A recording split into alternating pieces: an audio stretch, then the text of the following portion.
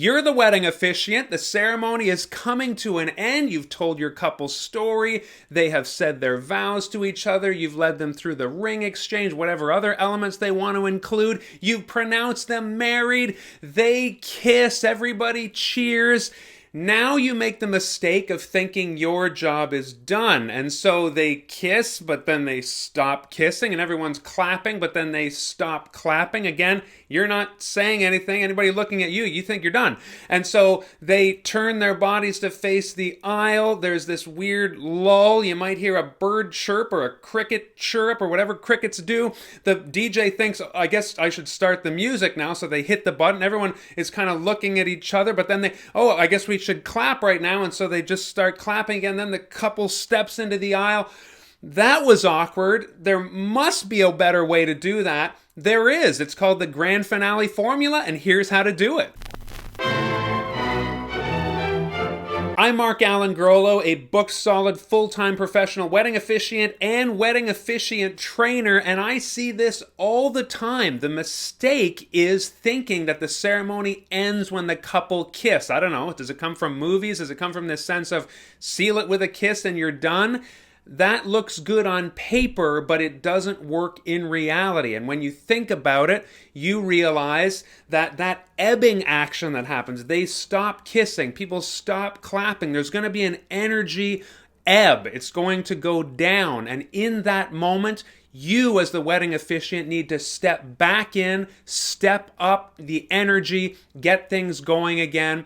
And you're going to do that with these 5 simple steps of the grand finale formula. Because the very best way to end a ceremony is smoothly with energy building, not leaving it to chance for people to applaud or for the music to start at the right time. It has to end with a bang to send everybody out with a smile on their faces. And you are key as the wedding officiant to orchestrating that and making it happen. So let's start. Number 1 of the grand finale formula is pronounce your couple as married. So yes, as we mentioned at the beginning of this video, you've done all the things in the ceremony the couple wants you to do.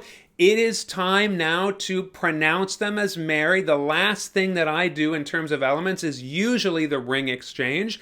And what you do next, after they've got the rings on, is you pause, you smile at the couple, and then you pronounce them as married. And so in some jurisdictions, you might have to say something very specific here. I invite you, if you're new or you're not aware of it, to research. Do you have to invoke certain words to pronounce them as married? This is where traditionally you will hear, by the power vested in me, by, and it could be a church, it could be a state. A lot of people get wham bam online ordinations, and so they say something like, by the power vested in me by the ULC. I encourage, if it's a legal ceremony, using your province or state name. I say, by the power given me by the province of New Brunswick, or by the authority given me by the province of New Brunswick. So whatever it is you got to say there legally, or whatever your choice is, you want to finish the sentence, the power given me, the authority given me by whatever. I pronounce you husband and husband, or I pronounce you married. You're going to want to ask them what language they're comfortable with there in your ceremony planning session, which you are going to have, right? And so they get to choose what you say there to pronounce them. But this is the moment where you officially tell everyone, essentially, I pronounce you married. They are officially married. And that takes us into step 2 of the grand finale formula, which is get them to kiss. So this is just a breath away. As soon as you pronounce them, they are going to kiss. Now, if you have a rehearsal, which I always recommend, and I have a video on that, you want to practice this moment because there's some moving parts. You might say something like, you may kiss your bride. That's the traditional. Okay, groom, you may kiss your bride. Now, contemporary language around that is changing. It might be more like, you may kiss each other, you may share your first married kiss, or you can seal it with a kiss, or if you're a bit more laid back, something like that. Some couples opt to just, they tell me, don't say anything about kissing at all. Don't tell us what to do. Just, we will know, and this is why it's really crucial in a rehearsal, we will know after you pronounce us to just go in for the kiss. As the officiant, you are going to step out of the way so you're not photobombing that kiss. So they kiss, and everyone's going to clap and cheer. But again, this is that moment I warned you about. They're going to stop kissing, everyone's going to stop cheering, and it is like the kind of the ebb, the tide is going out. This is the crucial moment where you're going to step back in, get things going. The last 3 steps of the grand finale formula. Number 3 is make your closing remarks. I know what you're thinking. What are you talking about? This is not the time for closing remarks, pedantic housekeeping comments. Remember, friends, drink responsibly. Please do not drink in the parking lot. Smoking section is behind the barn. Don't forget to bring your children with you at the end of the evening. So you're absolutely right. This is not the time for dry, pedantic housekeeping announcements. That is not what we're actually doing here. Now, it looks like that on paper because we are telling the guests 2 important things: what the couple are doing and what the guests are doing next. I'll get to that in a second. So that is the content of what is coming out of our mouths, but what we are really doing is building the energy back up, building the anticipation for that huge, big grand finale finish, okay? So we're going to say 2 things here to the guests. First of all, we're going to tell all the guests what the couple are doing next. They are the guests of honor for the whole shebang today, and so guests typically want to know where they're going, what are they doing at any given time.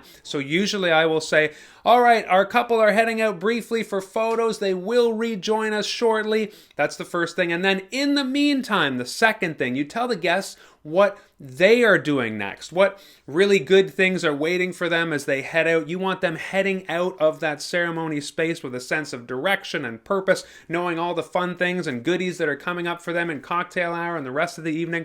So this is where typically you'll say something like, in the meantime, while they're doing that, you are invited to cocktail hour. It has begun. Head back out to the exit to the left. There's the barn. Head to the terrace. There's lawn games. Cocktails and hors d'oeuvres will be served. Reception at 5 o'clock. Again, anything you say there, your couple has told you to say that. They put the words in your mouth. You have figured that out at the ceremony planning session with them.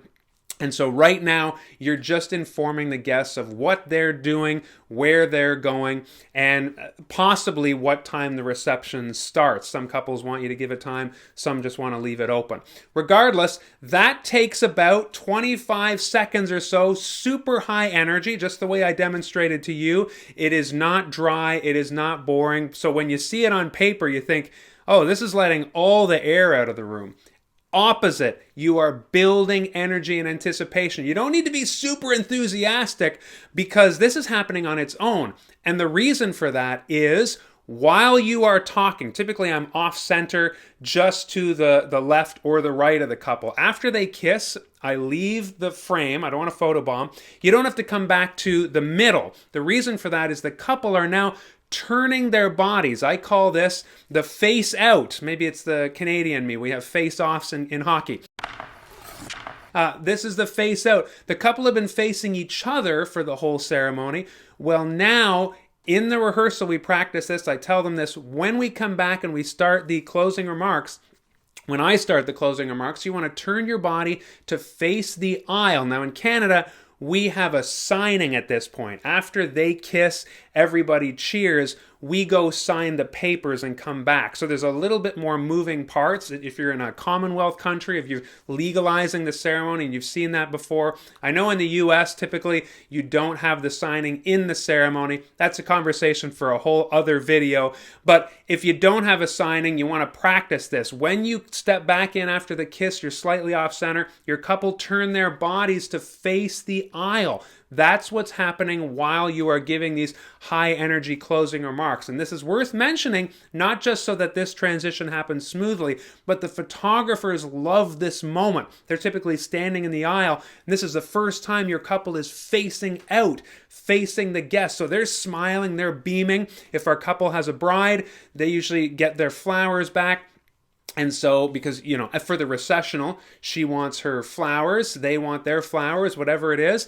So she'll get those back from maid of honor or somebody in the front row. They're facing out. The guests are looking at the couple. The couple are looking at their guests. There's so much anticipation here. It's really fun to watch. And that's when you're giving your 25 second high energy remarks about where they're going, what the guests are doing next. And then you wrap up your closing remarks with just 2 quick things. I always thank the guests on behalf of the couple. Thank you so much for coming. On behalf of our couple and their family, thank you so much for joining us. So a lot of you might think, wait a minute, didn't I thank them at the top? Topic for another video. I don't believe in the dry kind of pedantic thank yous at the beginning of a ceremony. You want to jump right into the action, tell the story. Don't start the ceremony with what people would expect. I'm all about unboring wedding. If it's predictable and people are like, here come the platitudes, it's boring.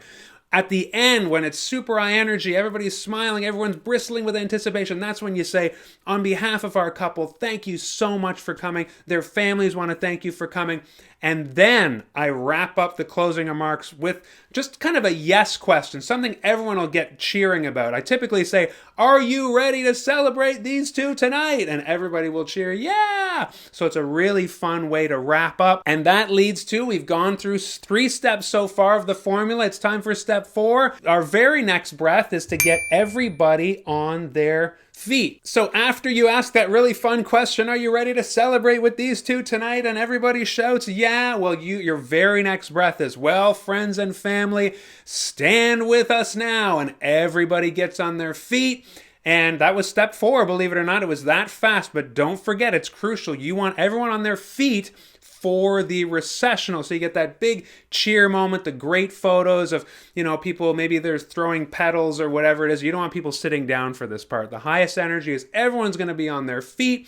And that leads to step 5, because you are just going to take a deep breath and now present the couple as married. So stand with us now, friends and family. It is my honor to present to you for the very first time, and here it comes, the big boom. The cue to end the ceremony is presenting the couple as, and again, you're going to ask your couple, how do you want me to present you? Ask them this in the ceremony planning session. Do you want me to say Mr. and Mr. So-and-so? Do you want me to say first names only as husband and wife or whatever it is? So that's typically the main options.